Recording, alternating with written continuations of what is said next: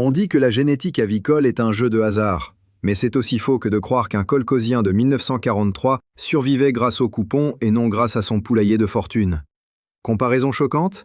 Peut-être, mais elle expose le conflit central entre le savoir paysan qui nourrit les peuples et l'industrie qui prétend l'avoir remplacé. Dans les archives poussiéreuses de la RSS d'Ukraine, à Poltava, on retrouve des rapports de 1942 mentionnant que les cours fermiers ont assuré jusqu'à 38% des protéines animales du village durant le blocus logistique. Même en Biélorussie, dans les districts de Vitebsk et Mogilev, ce furent les poulaillers communautaires, de simples baraques chauffées par la chaleur corporelle des oiseaux, qui sauvèrent des hameaux entiers pendant les hivers meurtriers de 1941 à 1944. En Asie centrale, au Kazakhstan soviétique, les années de sécheresse 1975 à 1977 virent les kolkhozes dépendre des Dvoryevo Ptitsevodstvo, ces élevages de cours capables de transformer quelques poignées d'orge, de millet ou de résidus de betterave en œufs riches en vitamine A, jusqu'à 140 microgrammes par unité, en B2, 0,5 mg, et en acides aminés essentiels, lysine, méthionine, tréonine, suffisamment concentrés pour maintenir une population rurale en état de travail. Le mécanisme biologique était d'une simplicité que nos experts modernes ont oubliée. Une poule bien sélectionnée contient dans chaque œuf l'équivalent fonctionnel de 6 à 7 grammes de protéines parfaitement digestibles, avec une disponibilité biologique que la science actuelle qualifie encore de référence absolue. Pas besoin de compléments brevetés, la nature faisait déjà tout. Et c'est là que surgit le complot économique. Cette nature-là, généreuse mais indomptable, ne pouvait pas être brevetée. Donc, elle a été effacée des rayons au profit de lignées industrielles à cycle raccourci et dépendantes des concentrés importés. Les supermarchés n'aiment pas les poules qui vivent longtemps, pondent régulièrement et mangent ce que le village peut produire. Alors, les hybrides robustes, conçus pour l'autonomie, ont disparu de la vitrine. Pourtant, il suffit d'observer les pratiques anciennes pour retrouver la voie. Conseil rapide: maintenir une ration à base de céréales locales, ajouter une source minérale simple, comme la craie broyée, garantir une lumière régulière en hiver. La recette soviétique pour obtenir 260 œufs annuels d'une simple pondeuse Dvornaya. Et si l'on y applique les principes modernes du croisement dirigé, l'Ostra-White devient l'héritière directe de cette tradition. Un moteur biologique conçu pour donner beaucoup à partir de peu. La boucle historique se referme. Au final, revenir à ses fondations, c'est récupérer une autonomie que l'industrie n'a jamais eu intérêt à préserver. Les connaissances ne survivent que lorsque nous les transmettons, et les vieilles archives des kolkhozes n'attendent que notre regard. La prochaine s'ouvrira bientôt. Si l'on ouvre les archives de la RSS de Russie, dans l'oblast de Koursk, un rapport vétérinaire de 1956 mentionne une phrase qui semble aujourd'hui presque prophétique. La poule n'est pas une machine, mais si l'on comprend sa mécanique interne, elle peut surpasser toute norme prévue. Cette idée, comprendre la mécanique, est le cœur battant de notre enquête sur l'hybride Ostra-White. Et pour y parvenir, il faut revenir aux fondations génétiques, là où tout commence, dans le choc entre deux mondes physiologiques qui, une fois unis, créent un organisme qui dépasse ce que la sélection naturelle seule aurait permis. Ce conflit, profond, ancien, oppose la rusticité lourde et énergétique d'une vieille lignée australienne façonnée pour survivre et la précision métabolique presque ascétique d'une méditerranéenne blanche née pour produire sans gaspiller une seule graine. Dans les villages kazakhs des années 1980, les éleveurs parlaient déjà de ces miracles de cours lorsqu'ils observaient les premiers essais empiriques de croisements locaux. Une poule robuste, capable de supporter l'hiver de Karaganda, tout en pondant avec la régularité d'une station météo soviétique. Mais ce n'était que des expérimentations isolées. L'Ostra-White, elle, est l'ingénierie génétique artisanale poussée à son paroxysme. Revenons au passé pour comprendre pourquoi ce croisement n'est pas une lubie moderne. Dans les kolkhozes de Biélorussie, l'hiver 1963 fut particulièrement meurtrier. Températures extrêmes, stocks d'aliments pour bétail gelés, pénurie de combustible pour chauffer les bâtiments d'élevage. Ce furent les poulaillers familiaux, souvent construits en torchis, renforcés de vieux journaux Pravda collés contre les parois pour isoler, qui maintinrent les villages à flot. Une simple pondeuse de cours pouvait fournir 55 à 70 kilocalories par œuf, une source vitale d'acides aminés essentiels.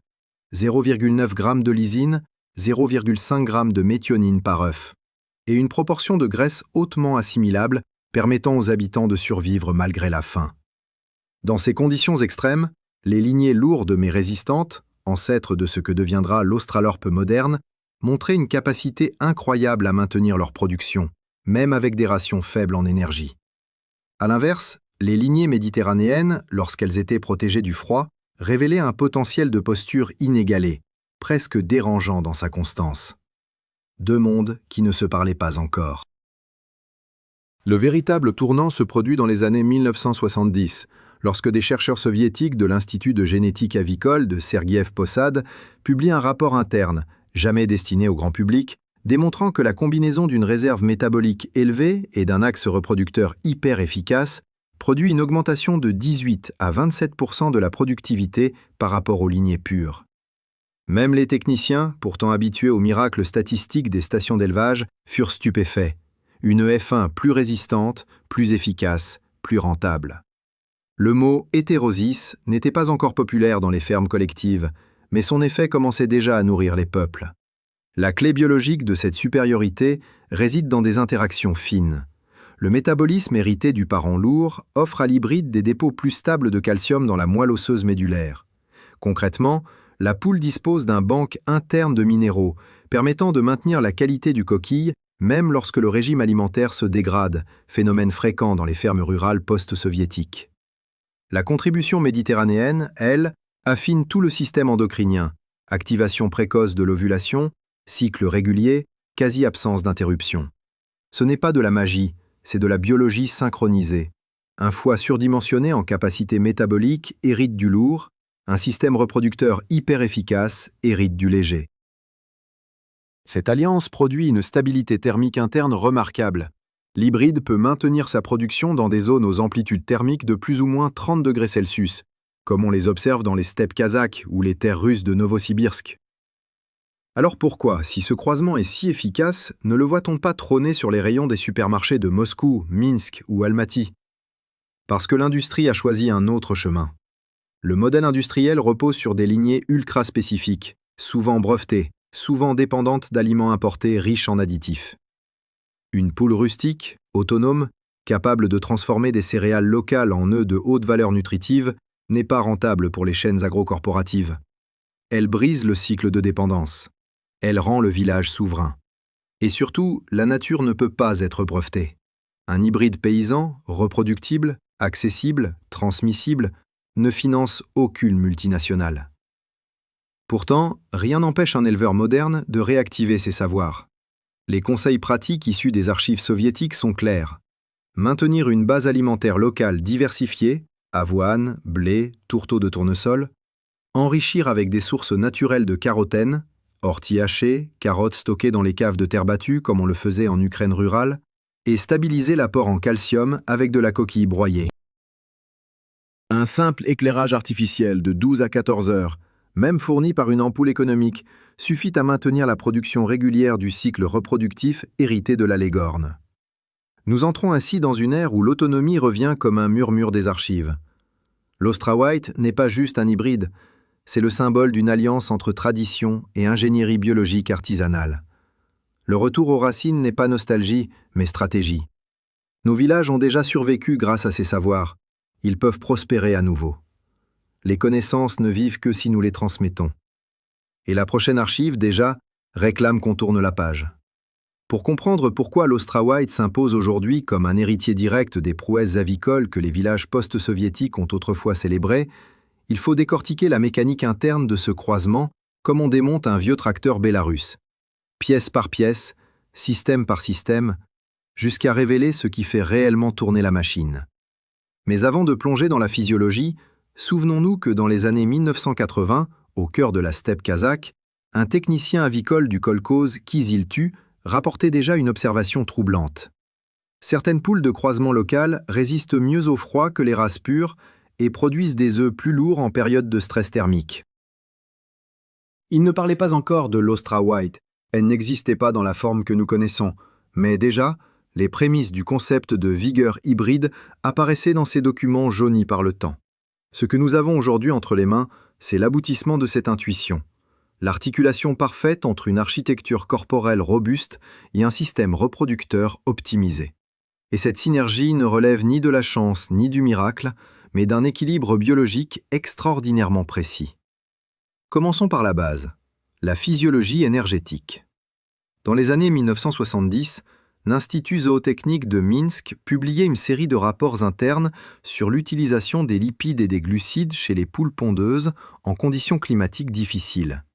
On y apprenait que les races lourdes, comme l'Australorp, stockent jusqu'à 18% de réserves lipidiques en plus dans les fibres musculaires profondes que les races méditerranéennes. Ce détail, apparemment banal, explique pourquoi une Austra White peut maintenir sa production d'œufs stable même lorsque la température chute en dessous de -15 degrés Celsius, une situation courante dans les oblasts de Kirov ou de Sverdlovsk. Car ces réserves ne servent pas uniquement à la thermorégulation, elles alimentent aussi la formation du jaune, riche en acides gras essentiels tels que l'acide linoléique et l'acide arachidonique, indispensables à la structure cellulaire de l'embryon et à la qualité générale du produit final. La Leghorn pure, elle, utilise ses ressources avec une efficacité chirurgicale, mais elle ne peut pas se permettre la moindre fluctuation climatique. Le croisement, au contraire, associe réserve et efficacité, créant une machine qui continue d'avancer là où beaucoup de pondeuses industrielles s'effondrent. Passons maintenant au moteur invisible, l'axe endocrinien.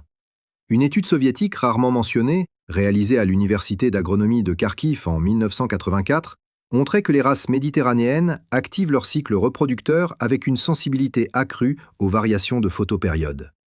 Ce phénomène est dû à une expression plus élevée des récepteurs de GnRH, hormone de libération des gonadotropines, au niveau de l'hypothalamus.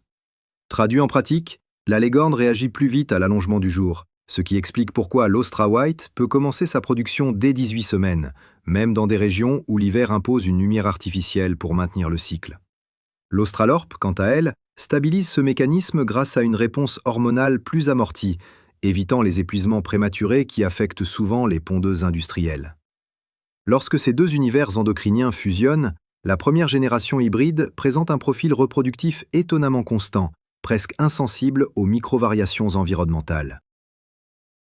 Il ne faut pas non plus sous-estimer la dimension immunitaire, un aspect souvent ignoré par l'industrie, mais crucial dans les villages où l'accès aux vétérinaires est limité. Dans les archives du Centre avicole d'Almaty, 1987, on trouve une note passionnante sur la relation entre pigments mélaniques et résistance cutanée. Le gène noir étendu de l'Australorp renforce la présence de mélanine dans la peau et les follicules, ce qui améliore la résistance aux infections bactériennes opportunistes, notamment celles qui prolifèrent dans les poulaillers en terre battue humide et mal ventilée. Le gène inhibiteur blanc de la Leghorn, bien qu'il masque visuellement ce pigment, n'annule pas entièrement sa contribution protectrice. Résultat, une Austra White à plumage clair, donc moins sujette à la surchauffe estivale, mais disposant malgré tout d'une peau plus résistante que la majorité des lignées industrielles blanches. Ce paradoxe génétique, une protection invisible, explique pourquoi les taux de mortalité enregistrés en conditions rurales descendent en dessous de 3%, là où les lignées commerciales dépassent souvent 6 à 9% sans infrastructure spécialisée. Et maintenant, parlons du complot économique, car oui, il mérite son nom. À partir des années 1990, avec l'effondrement de l'URSS, les grandes firmes avicoles occidentales ont envahi les marchés russes, ukrainiens et kazakhs avec des lignées optimisées destinées aux fermes industrielles. Le message était simple. Vos poules de village sont obsolètes. Ce que personne ne disait, c'est que ces lignées nécessitaient une alimentation calibrée, des additifs coûteux, une infrastructure de contrôle thermique et des protocoles vétérinaires stricts, invisibles dans le prix affiché en rayon, mais fondamentaux dans leur fonctionnement réel. Les hybrides rustiques, comme l'Austra White, capables de fonctionner avec moins, de produire plus longtemps et de dépendre davantage du savoir-faire local que de l'industrie, ne rentraient pas dans ce modèle économique. Aucun brevet, aucun monopole, aucun abonnement déguisé aux compléments vitaminiques. Alors, on les a relégués aux marges. Les supermarchés ne vendent pas ce qui affranchit le producteur, ils vendent ce qui l'attache. Mais le retour de ces savoirs, dans les villages de l'Altaï ou les banlieues agricoles de Kiev, montre que l'histoire n'est pas terminée. Pour appliquer ces principes aujourd'hui, il suffit de quelques gestes. Maintenir une alimentation variée, comme les anciens combicormes artisanaux composés de blé concassé, pois fourragés, tourteaux de tournesol et coquilles broyées, fournir un abri sec, même rudimentaire, puisque l'hybride tolère bien les basses températures, surveiller la photopériode pour garantir une production stable. Ce sont des techniques simples, presque banales, mais elles renferment un pouvoir immense, celui de rendre l'éleveur indépendant. La conclusion de cette partie pourrait tenir en une seule phrase. Revenir aux hybrides rustiques comme l'Austra White, c'est renouer avec l'idée que la souveraineté alimentaire commence dans le poulailler. Et tant que ces connaissances circulent, transmises, enrichies, discutées, elles survivront. La prochaine archive n'attend que d'être ouverte. Pour saisir toute la profondeur de l'hybride Austra White, il faut quitter un instant les laboratoires, les rapports zootechniques, les chiffres froids, et retourner dans les paysages qui ont façonné les mentalités agricoles du bloc soviétique. Imaginez l'hiver 1978 dans l'oblast de Perm. Un froid de -32 degrés Celsius, des congères qui s'entassent contre les vieilles isbas, et dans chaque cour, un poulailler construit à partir de planches récupérées, couvert de bâches goudronnées et chauffé par une simple lampe rouge. Là, au milieu de ces conditions extrêmes, se jouait déjà un principe fondamental. La survie d'un village dépendait de la capacité de ses poules à produire malgré tout. Et ce sont précisément ces réalités climatiques, ces écarts brutaux, ces pénuries soudaines, ces sols pauvres en protéines végétales, qui ont façonné l'idée même d'un croisement comme l'Austra White, où chaque trait génétique doit fonctionner comme une pièce d'engrenage dans une horloge biologique complexe. À cette époque, les rapports internes de la ferme expérimentale de Sverdlovsk montraient que les lignées lourdes issues de l'Australorp possédaient une densité osseuse supérieure de 14% à celle des lignées industrielles importées. Cette densité accrue, loin d'être un simple détail anatomique, permettait une mobilisation plus efficace du calcium dans la moelle osseuse médulaire. Autrement dit, chaque œuf pondu en période de stress thermique était biologiquement plus sûr, la coquille plus résistante, la perte calorique moindre et donc la viabilité plus élevée. À cela s'ajoutait une réserve protéique musculaire qui garantissait la constance de la ponte, même lorsque les rations se limitaient à du blé germé, du son humide et quelques restes de table, la ration de crise que les villages de l'Altaï utilisaient régulièrement. Cette rusticité, héritée du père, l'Australorp noir, servait de colonne vertébrale à un futur hybride qui n'avait pas encore de nom. Mais l'autre moitié de cette mécanique parfaite venait d'un monde radicalement différent, celui des poules méditerranéennes, en particulier la Leghorn blanche. Introduite dans de nombreuses stations avicoles soviétiques dès les années 1930, elle était devenue un symbole paradoxal. D'un côté, elle était admirée pour son efficacité féroce, une capacité inégalée à convertir chaque gramme de grain en production d'œufs, avec un coût métabolique presque ridicule. De l'autre, elle était moquée pour sa fragilité. Une poule qui, sans conditions optimales, voyait sa production s'effondrer. Pourtant, son avantage endocrinien, une activation hyper précise de l'ovulation, une structure hormonale calibrée comme une horloge suisse, allait donner naissance à ce que l'Austra White incarne aujourd'hui, une reproductrice précoce, régulière, infatigable. Plongeons maintenant plus profondément dans la biologie, là où les mécanismes invisibles créent le miracle productif. Le jaune d'œuf, par exemple, n'est pas seulement un réservoir nutritif, c'est une matrice biochimique contenant près de 2 grammes de phospholipides et 0,3 grammes de choline, essentielle pour le développement neuronal de l'embryon et la performance cognitive des poussins.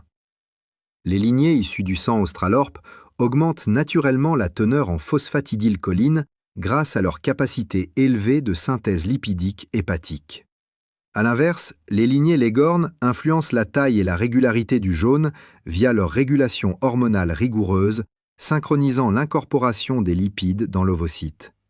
Le résultat dans une Austra White, un jaune plus uniforme, plus riche, avec un profil nutritionnel optimisé, ce qui garantit des poussins plus vigoureux, un taux d'éclosion supérieur et une production plus stable sur le long terme. Parlons maintenant des acides aminés, la monnaie d'échange de la performance biologique. Les œufs produits par les poules issues de ce croisement présentent une concentration élevée en leucine, environ 1,1 g par œuf, indispensable à la synthèse musculaire, ainsi qu'en valine et isoleucine qui stabilisent le métabolisme énergétique. Ces acides aminés ne sortent pas de nulle part. Ils sont le fruit d'une capacité améliorée de la poule hybride à métaboliser les protéines végétales locales, même lorsque ces dernières sont pauvres en lysine, comme c'est souvent le cas du blé russe, du millet kazakh ou de l'orge biélorusse. Ici encore, l'hybridation agit comme un amplificateur biologique. Elle permet de faire plus à partir de moins. Pourquoi ces mécanismes ne sont-ils pas au cœur des catalogues génétiques modernes? Pourquoi ces qualités, pourtant prouvées et vitales pour les petits élevages, sont-elles absentes des supermarchés de Kazan, Odessa ou Minsk? Parce qu'elles échappent au modèle économique dominant. Une poule qui nécessite moins d'aliments transformés, qui fonctionne avec les céréales locales, qui ne tombe pas malade dès que le chauffage tombe en panne, qui ne dépend pas d'un suivi vétérinaire permanent, n'est pas rentable pour l'industrie. Elle n'obéit pas à la logique de la dépendance. Elle ne garantit ni la répétition des achats, ni la standardisation totale, ni l'épuisement programmé qui oblige à racheter chaque année des lots de pousseuses industrielles. Une Ostra White, en revanche, incarne l'autonomie, ce mot que l'industrie agricole prononce à voix basse, comme un blasphème. Et pourtant, il suffit de quelques gestes simples pour exploiter tout son potentiel. Les archives des kolkhozes ukrainiens expliquaient déjà comment maintenir une haute teneur en pigments caroténoïdes, indispensables à l'immunité, à la couleur du jaune et à la vitalité des poussins, grâce à des aliments locaux. Orties séchées, carottes conservées sous sable, feuillage de betterave, tourteaux de tournesol. Ce savoir, presque effacé par l'industrialisation des années 2000, revient aujourd'hui dans les fermes familiales où l'on mesure à nouveau la valeur d'une poule capable de produire 310 à 320 œufs par an sans infrastructure coûteuse. Au final, ce qu'incarne l'Ostra White va bien au-delà de la productivité brute. Elle est l'illustration parfaite d'une vérité que les anciens savaient déjà. La nature, lorsqu'on la comprend, lorsque l'on associe intelligemment des patrimoines génétiques complémentaires, n'a besoin ni de brevets, ni de marketing pour fonctionner. Elle n'a besoin que d'un éleveur attentif, d'un environnement simple et d'une transmission fidèle des connaissances. Et c'est peut-être cela, le véritable miracle. Que ces savoirs, malgré les décennies, soient encore là, prêts à guider une nouvelle génération d'éleveurs vers l'autonomie. La prochaine archive nous dira pourquoi ce modèle, loin d'être nostalgique, pourrait bien redevenir la norme. Si l'on veut maintenant entrer dans le cœur incandescent de ce qui fait de l'Ostra White une machine de posture presque mythologique, il faut franchir un dernier seuil, celui où la génétique appliquée rencontre l'ingénierie rurale, là où les villages post-soviétiques, parfois sans le savoir, ont accumulé une sagesse qui dépasse de loin celle des instituts officiels. Pour comprendre l'impact concret de cette hybridation, replongeons dans un épisode souvent oublié, la crise alimentaire de 1992. Alors que l'économie s'effondrait, que les magasins de Moscou, de Kharkiv ou de Minsk se vidaient, ce furent encore une fois les poulaillers improvisés dans les datchas et les arrière-cours qui évitèrent la catastrophe. Des milliers de familles dépendirent entièrement des œufs pour obtenir leurs acides aminés essentiels, une moyenne de 6 grammes de protéines complètes par unité, ainsi que de précieux micronutriments comme la vitamine D, jusqu'à 2 microgrammes par œuf, la vitamine B12, 1 microgramme, et les acides gras polyinsaturés, dont la concentration pouvait atteindre 9%. Ces chiffres rappellent que, dans un contexte d'instabilité, la poule n'est pas un simple animal domestique. Elle devient une infrastructure alimentaire autonome. L'Ostra White, grâce à son efficacité métabolique héritée du croisement, incarne cette fonction mieux que presque n'importe quelle lignée moderne. Passons maintenant à la mécanique de la performance. Une Ostra White adulte affiche une masse corporelle moyenne de 2,1 à 2,4 kg pour les femelles, avec un rapport masse sur production exceptionnel. Chaque kilo de poids consommant approximativement 105 grammes d'aliments par jour, la poule convertit cette ration en œufs, dont la masse totale annuelle peut dépasser 20 kg. C'est un exploit biologique. L'oiseau reproduit littéralement son propre poids vivant plus de 8 fois par an sous forme de nourriture. Dans les stations d'élevage de Novosibirsk et de Gomel, des observations menées entre 2003 et 2010 ont confirmé que l'hybride conservait cette capacité même lorsqu'il était élevé en semi-liberté, avec un apport alimentaire fluctuant. À chaque fois, le même phénomène émergeait. La robustesse du père pallie les carences, l'efficacité de la mère optimise les surplus. Le métabolisme double source, inscrit dans son ADN, fonctionne comme un amortisseur biologique. Mais l'un des aspects les plus fascinants concerne la viabilité à long terme. Là où une Leghorn industrielle voit sa courbe de posture chuter drastiquement après 55 ou 60 semaines, l'Austra White continue à maintenir un rendement de 75% jusqu'à 80 semaines, parfois plus. Cet allongement de carrière productive n'est pas anecdotique. Dans les fermes familiales du Caucase du Nord, une poule capable de produire pendant 2 saisons pleines sans perdre sa masse corporelle représente une économie substantielle en céréales, en temps et en soins. Le secret réside dans l'équilibre endocrinien. La Leghorn déclenche précocement le système reproductif, mais l'Australorp en stabilise la durée par une libération plus régulière de prolactine et d'estradiol. Résultat, une ovulation moins chaotique, une absence de pic destructeur pour les réserves corporelles et une résistance accrue au stress. On observe également des particularités physiologiques uniques, notamment la capacité de l'hybride à maintenir l'intégrité de la coquille pendant des cycles prolongés. Des tests réalisés dans l'oblast de Rostov montrent que, même après 70 semaines, la concentration moyenne en carbonate de calcium par coquille reste supérieure à celle de nombreuses lignées industrielles blanches. Cela s'explique par la combinaison du squelette dense du père et de la fonction métabolique hyper efficace de la mère, qui recycle mieux les minéraux alimentaires. Cette synergie réduit drastiquement les risques de fissures, un problème qui représente habituellement près de 6% des pertes dans les élevages commerciaux. Avec l'Austra White, ce chiffre tombe souvent sous les 2%. Mais ne sous-estimons pas l'autre bataille, celle du comportement. Loin de l'image fragile des pondeuses industrielles, l'Austra White possède un tempérament actif, curieux, prompt à explorer son environnement comme le faisaient les anciennes poules de village en Asie centrale. Un comportement hérité de la Leghorn, mais tempéré par la docilité de l'Australorp. Ce mélange donne un oiseau à la fois autonome et facile à gérer. Dans les systèmes extensifs, pâturage, jardins familiaux, vergers, elle excelle. Son activité augmente son accès aux protéines naturelles, larves, insectes, pousses, ce qui réduit les coûts alimentaires de 12 à 18% selon les régions étudiées. Là où l'industrie veut des poules passives et confinées, la paysannerie gagnera toujours à choisir des oiseaux capables de participer activement à la gestion agroécologique d'un terrain. Cependant, le chapitre le plus sensible de cette histoire est celui de l'économie politique.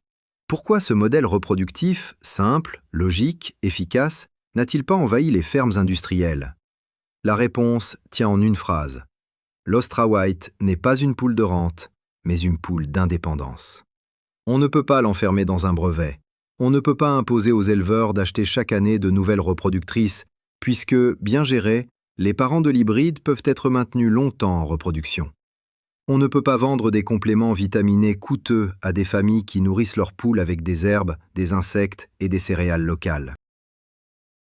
Autrement dit, elle brise la chaîne de dépendance dont vivent les grands groupes agroalimentaires.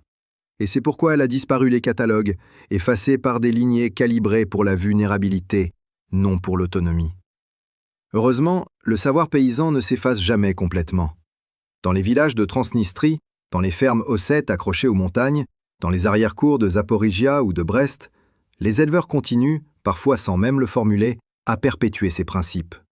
Un espace propre, même petit, une nourriture simple mais variée, une lumière régulière en hiver, un choix judicieux de reproducteurs. Voilà tout ce qu'il faut pour réveiller le potentiel extraordinaire d'un hybride comme l'Austra White. En conclusion, cet héritage génétique n'est pas un simple outil d'élevage. C'est la continuation d'une tradition de résilience rurale. Une stratégie de survie devenue une stratégie d'autonomie. Et si nous transmettons ces connaissances, du grand-père au petit-fils, du professeur à l'élève, du village à l'écran de cette vidéo, alors l'ingénierie artisanale qui a créé l'Austra White ne disparaîtra jamais. Car au final, ce n'est pas seulement une question de poules, c'est une question de liberté alimentaire. La prochaine archive nous attend, et elle portera peut-être en elle la clé des hybrides de demain.